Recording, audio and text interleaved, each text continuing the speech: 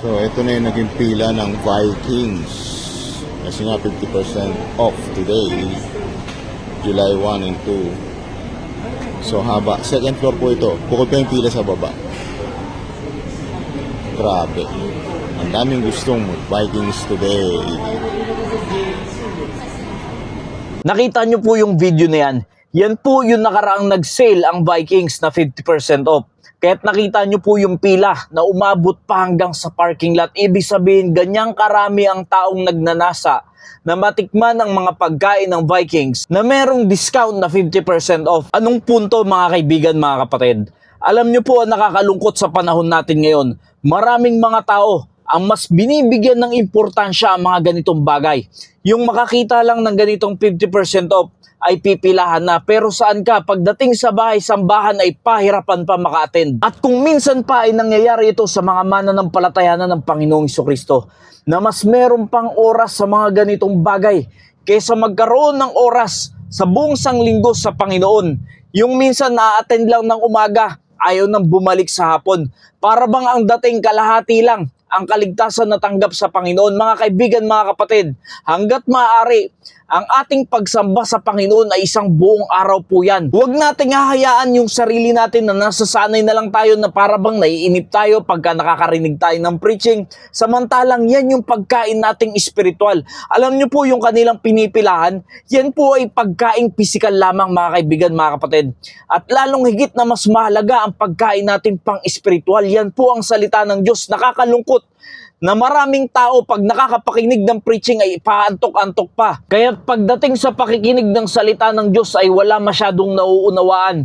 Dahil unang-una hindi preparado ang katawan, ang isip, ang puso, ang espiritu para sa Panginoon sa araw ng linggo. May mga pagkakataon inuubos natin ang ating oras, ang lakas para lang sa mga makamundong bagay. Pero pagdating naman sa salita ng Diyos, pagdating sa panambahan sa Panginoon, nawa mga kaibigan, mga kapatid, ito ang mas bigyan dapat natin ng importansya. Kasi pagdating sa mundo, ay pagkapipilahan pa yung 50% off na yan. Pero pagdating sa simbahan, paano kaya kung sabihin ng Diyos, kalahati na lang ng buhay mo ang itatagal mo sa mundong ito? O di kaya naman, ay kalahati na lang ng katawan mo ang kaya mong igalaw? Sigurado hindi ka matutuwa. Ang punto mga kaibigan, mga kapatid, kung paanong dinudumog yung 50% off ng Vikings para lang sa pagkain. Bakit hindi natin mas dumugin ang salita ng Diyos?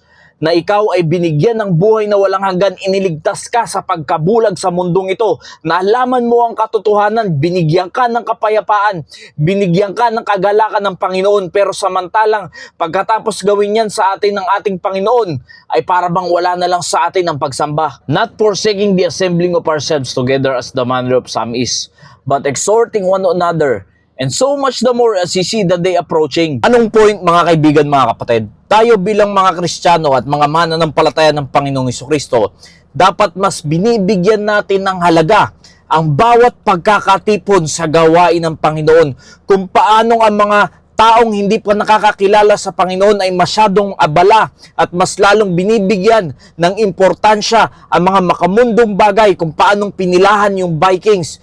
Ganon din dapat tayo, ang puso natin sa pagsamba sa Panginoon ay dapat mas pinapahalagahan natin yan. Hindi kagaya ng iba, mas bigyan natin ng pahalaga ang pagsamba natin bilang mga mananampalataya ng Panginoong Jesucristo. Marahil ay pag nag 50% off din ng buhay natin ng Panginoon, malamang ay maraming simbahan ngayon ay mga puno na sa sobrang haba ng pila dahil takot silang mabawasan ang kanilang buhay. Kung paano ang mga tao ngayon ay pinagkakaguluhan ng 50% off sa pagkaing pisikal, nawa mas lalo natin pagkaabalahan ang pagkain pang espiritual dahil yan ang mas kailangan natin sa ating buhay. Higit pa kaysa sa pagkain nating pisikal. Totoong hindi natin alam kung kailan eksakto magbabalik ang ating Panginoong Jesucristo. Pero sa mga nangyayari sa ating mundo ngayon, ay nakikita mong malapit na magbalik ang ating Panginoon.